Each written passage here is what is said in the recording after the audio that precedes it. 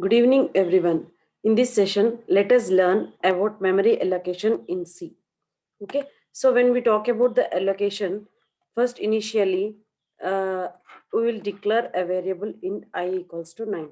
If you once declare the variable, somewhere it is going to settle in the memory, somewhere it is going to give some space in the memory.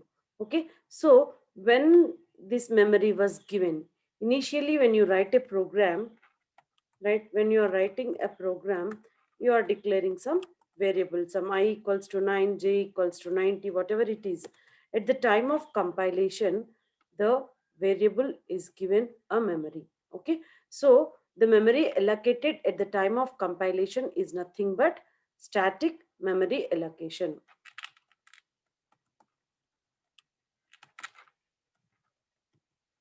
So what is static memory allocation?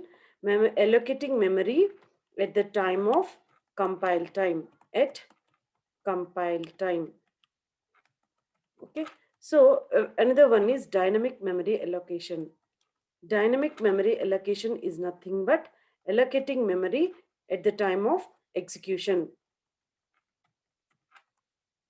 So allocating memory at execution time.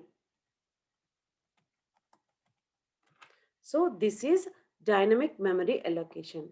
Okay, so why already we are having the static memory allocation? Then why the need of dynamic memory allocation? Okay, let me discuss about this. If I am declaring a variable some I equals to 9, it is going to allocate memory at time of compilation, right? If I take a array of space, if I take an array of space 100 of size 100, so it is going to give 100 bytes of memory with the variable name a, right? So for example, I'll just give you another example. I have a section of ECE.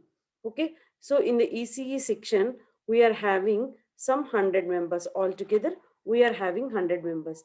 Now my requirement is I have to enter the data of all these 100 members, right? So now for the first year I have stored all the data of the 100 students, right? So now my requirement is in the second year 10 or 15 students added for the ECE3, the lateral entry students. Let us assume the lateral entry students has added to the ECE. So now I have to store these data as well. So is it possible to extend this size, this array? No. As arrays are of fixed size, it is not possible to increase the size. So this is the disadvantage. Okay, so if I assume in the, so total is 115 students altogether in the second year. In the third year I can say some 20 students detained, or else again 15 students detained.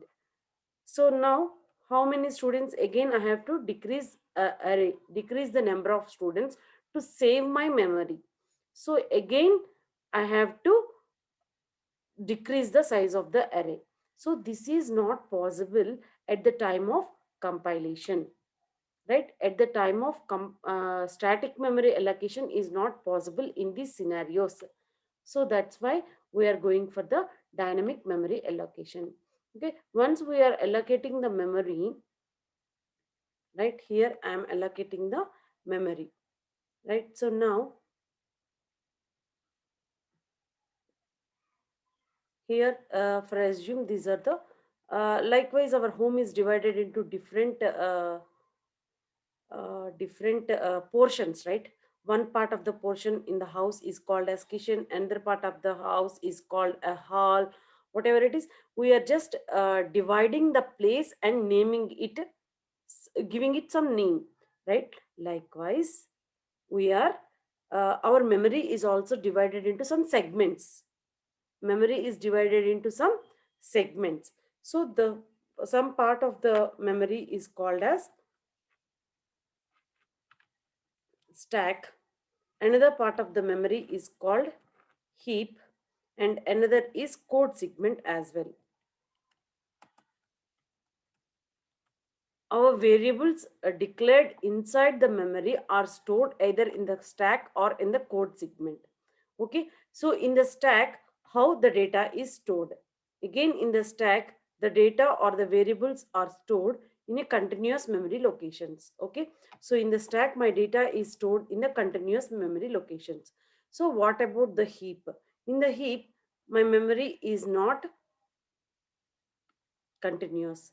Randomly, it will allocate some memory, right? So this is assume, just for an imagination, I'm just drawing this. It is the heap memory. So in the heap memory, my memory is not like allocating in the continuous memory locations, like it randomly it stores somewhere at the time of execution. When I am writing a program and executing the program using dynamic memory allocation functions, it just randomly stores the variable somewhere in the memory, heap memory.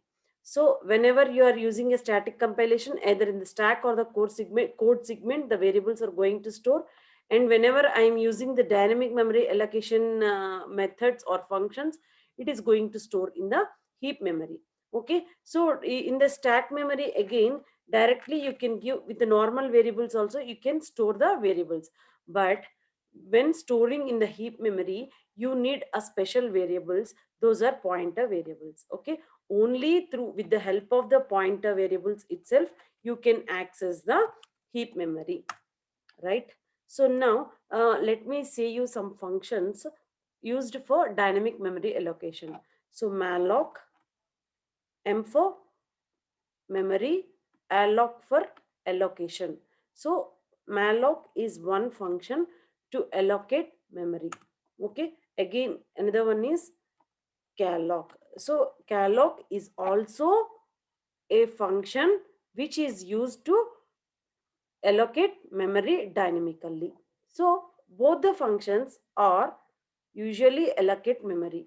But what the difference? Malloc just allocates the memory randomly.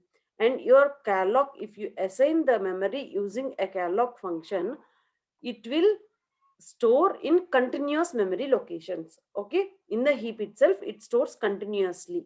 Okay, and next is realloc. Okay, so in the same, in the scenario, above scenario, I just want 15 more memory spaces. So with the help of realloc function, I'll just declare extend my size of the memory. I'll just extend my size of the memory with the help of realloc function. Okay, and then the last one here is free. Once the memory is declared, it will be, we will be deallocating the memory with the help of free function. Why to deallocate the memory? Usually you are having this heap memory, right? Usually you are having this heap memory, right? Somewhere you are allocating all the variables. Okay, if you are not freeing, at some point you are not able to give memory, right? So it is a best practice to free the memory every time when you are using the heap memory.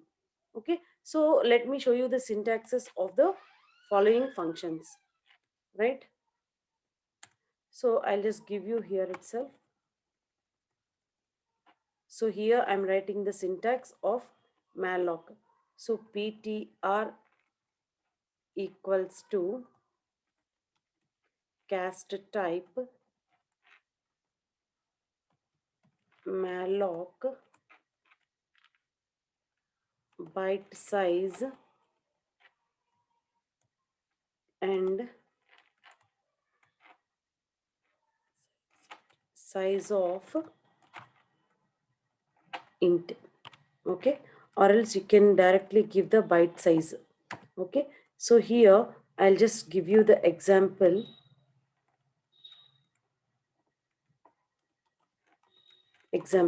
Okay, so ptr, obviously my pointer variable, equals to, I'll just give here for the cast type you have to give, it's a pointer variable, so mention star over here, right? So it is of integer type, right? And malloc allocate memory of some 100 into, you just give as int. I have to give, let just a minute, size of int 100 into size of int. This is the example. Okay, so byte size 100 bytes I want to give. I want to allocate, use the 100 bytes of memory. So 100 variables, like I want to store 100 data. So here 100 into size of data integer type. So I'm just giving like this. So this is the syntax and an example for your malloc function.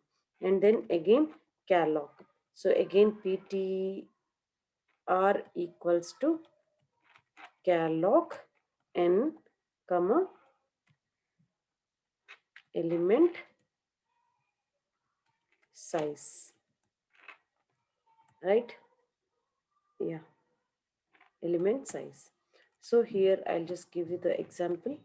Ptr equals to, I'll just change the data type, float float and calloc sum 5 and 5 and the element size I can give as size of sum. Again it is the float data type, right? Yes. So again I'll just write about the realloc. Ptr equals to realloc ptr comma new size. So this is the syntax for realloc function. Okay, so the new size, what is the size you have to give? If my space already I have given is 50, so again I have to give 50. So how you will give?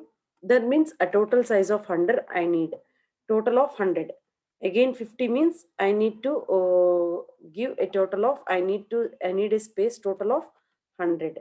Realloc ptr comma, you can give 100, a total size. Okay, including the last previous size and including the present size, like in a total size of 100 I need. So I'll just give this. And next the last is free. So it is a simple free of pointer ptr, right? So these all about your pointer sorry, dynamic memory allocations.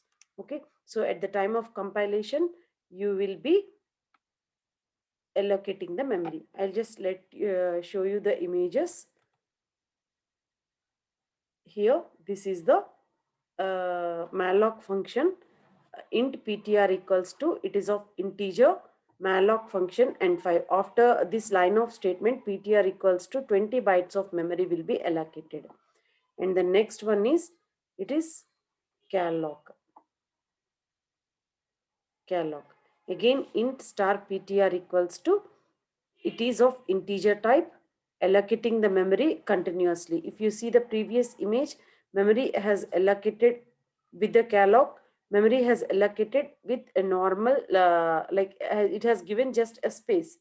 Okay, if you see the calloc, it has given the space continuously, 4 bytes plus 4 bytes plus total 20 bytes of memory. Okay, so this is the calloc. And again this is the free. So here initially using the calloc 20 bytes of memory was given dynamically, and after freeing the pointer free of ptr, it just deleted all the, deallocated all the contents over there. Now the last function realloc. So int ptr equals to malloc. By using malloc function we have initialized the, we have given the space in the memory. And then by using, again I need to extend my array, extend my space, extend my memory. So by using the realloc function, we are giving the, we are extending our size of memory. So realloc ptr comma 10 into size of integer. So altogether 10 into 4, 40 bytes, right? So 20 plus 20, 40 bytes are assigned. Altogether 40 bytes I needed. So I can assign the PTR, I can extend the size of the memory by using a realloc function. In the next session, let us see about that. What is our next topic in the session? Yeah, searching and sorting methods, right? In the next session, let us see searching and sorting, right? Thank you all.